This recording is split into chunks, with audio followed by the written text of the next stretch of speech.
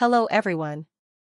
Welcome to QuickBooks Online Level 1 Section 4, Exam Question. Let's dive in. Your client receives a bill for $5,000 for floor tiles for a house refurbishment they are doing. The bill is recorded in QuickBooks and your client pays the stone supplier $5,000.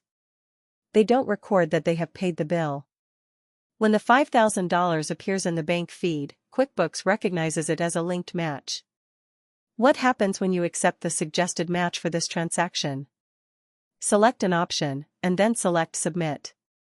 A new bill payment transaction is created and the original bill transaction is deleted. B. A note is automatically added to the original bill transaction to indicate a bank feed match. C. A new bill payment transaction is created and linked to the original bill transaction. D. A new bill payment transaction is created with a note to indicate a bank feed match. The correct answer is B. A note is automatically added to the original bill transaction to indicate a bank feed match.